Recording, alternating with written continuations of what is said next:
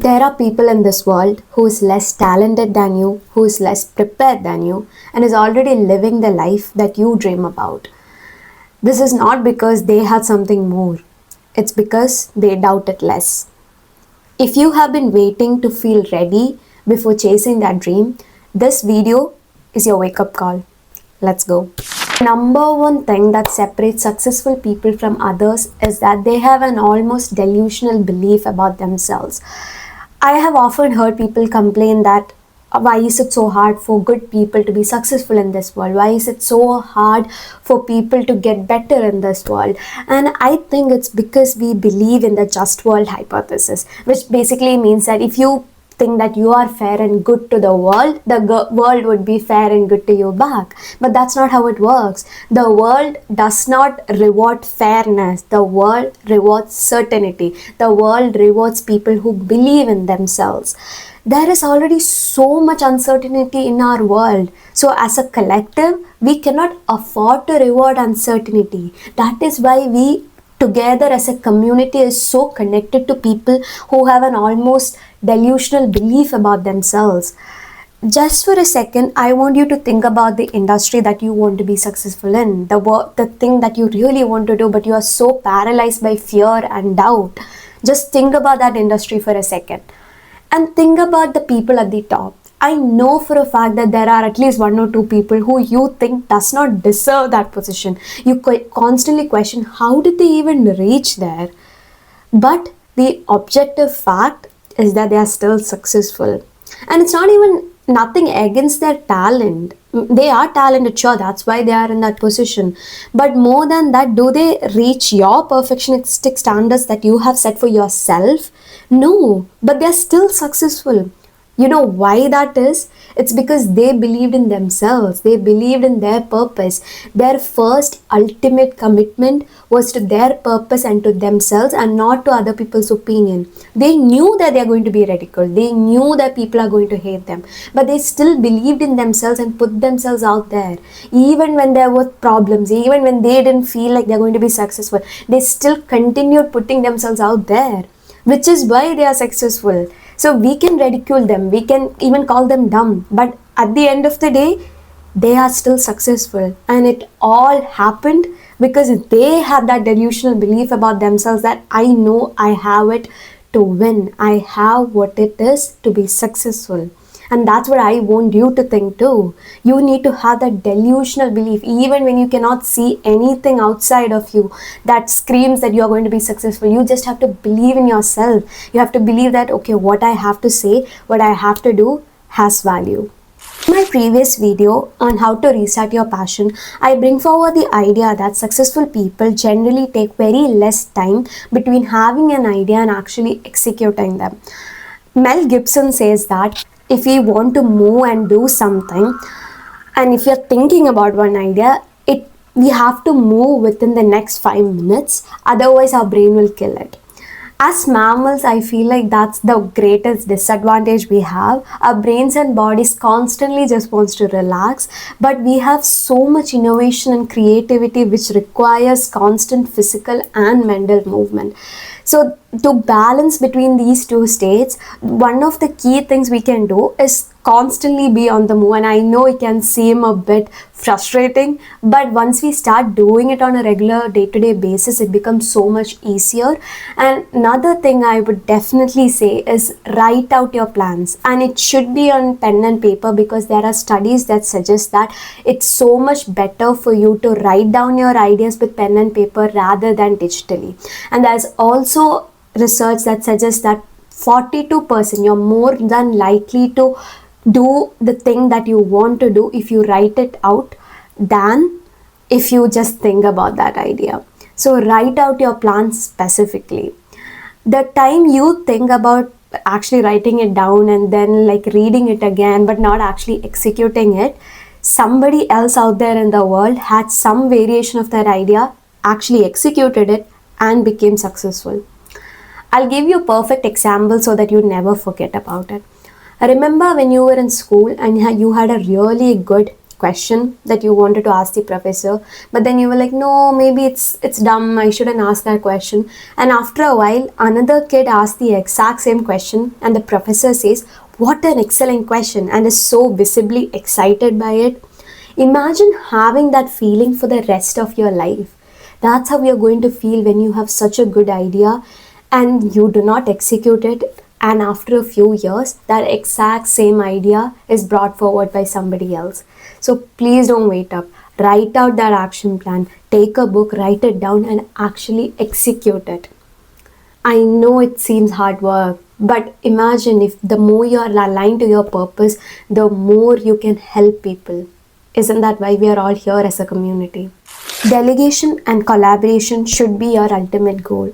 I know, being a person with so much ambition and purpose, it can be very difficult for you to delegate the task that you want to do. You might feel like, what if they do not have the same heart and soul that I do for this project? And I totally understand that. But as a leader, you're meant to lead. Your creativity and your passion is medicine. But people have to sometimes help you so that you can deliver in the ultimate impact, so that it can help a lot more people. Along with learning how to become better at your skills, you also have to learn how to be a good leader, a compassionate one. Contrary to what you see in the news and around us, I believe that our generation values themselves enough to let go of toxic management. So it's important that you are a compassionate leader, because once you are compassionate and you see people in their humanness first and as labor second, people who align with you will definitely believe in your mission, because you will attract people who has the same heart and soul as you do. And I know we can argue that there are so many exploitative billionaires out there in the world who does not care about people and they are still rich. I agree, there are people, but there are also people, super rich people, who are very good, who are kind, who wants to help other people. Most recently, I read an article on Dr. Ruth Gottsman, who I think paid around 1 billion in charity to a medical college in New York so that people don't have to pay tuition fees. So there are amazing rich people out there. And so if you want to be a compassionate leader, and I think you should be a compassionate leader, because that is the most sustainable part. You can build a community, you can help a lot of people, and most importantly, you will be in the right side of history. You will be one of the pioneers in making people understand that you can be a very compassionate leader and still build something that is worth anything. So I know our generation can be the change, and I know you have a leader in you. So be that change. Abundance mindset. People who are successful very rarely have the scarcity mindset. I know we have been taught that the world is selfish, like you have to compete with other people to reach to the top. You have to claw your path to the top. And in general, the world runs on scarcity. But right now, we are the world. You know what I mean? We can be the change. We can be the change to doing collaboration instead of competition. We can be the one who can make the world a better place. It does not always have to be through competition and scarcity. And I genuinely believe people who fed you this did not want you to try, because they knew you would succeed, and they wanted to make sure their path stays hidden and nobody else can have access to it. Because the resources you want, the success you crave, it's already out there. And trust me, it's not even that hard to get it. And I know it can feel difficult, especially when the people around you says it's difficult, when the things and the circumstances around you feels difficult. I totally understand, because I am from a middle class family, so I totally understand what you mean by that.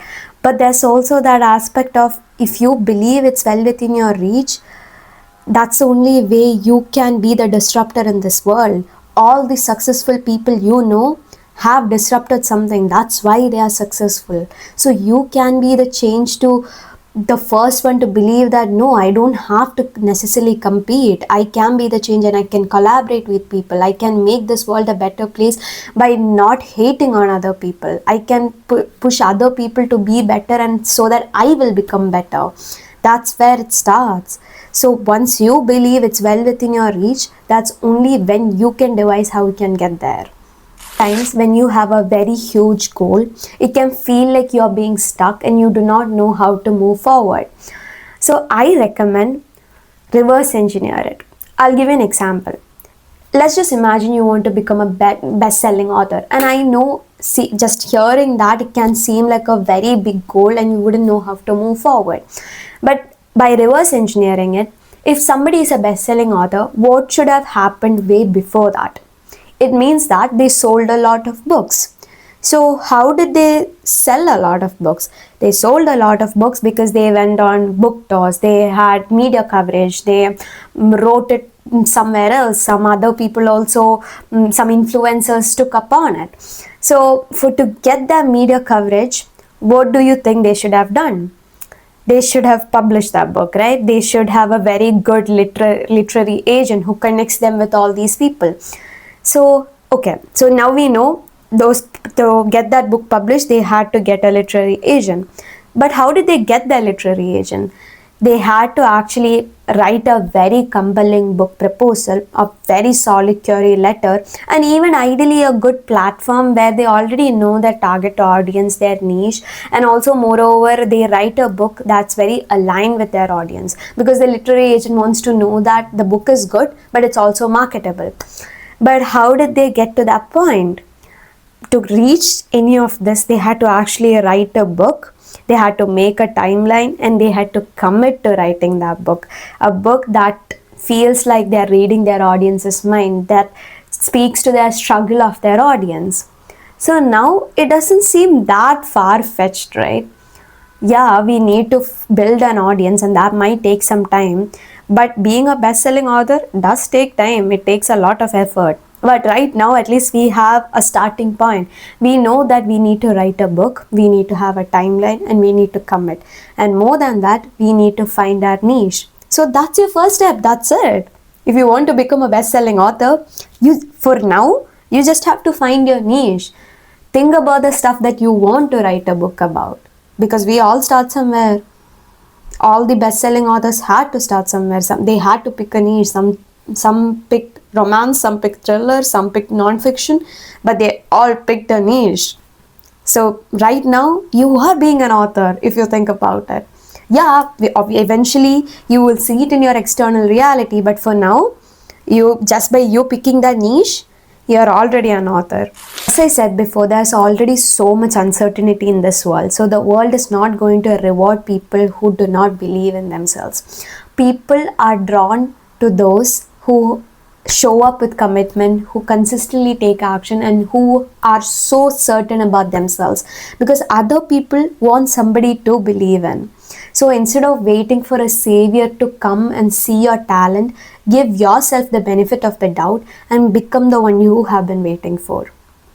I hope you like this video. If you do want to work one-on-one with me, the link is down below. I've also linked some other videos of mine which is directly correlated to this video, which I think can help you.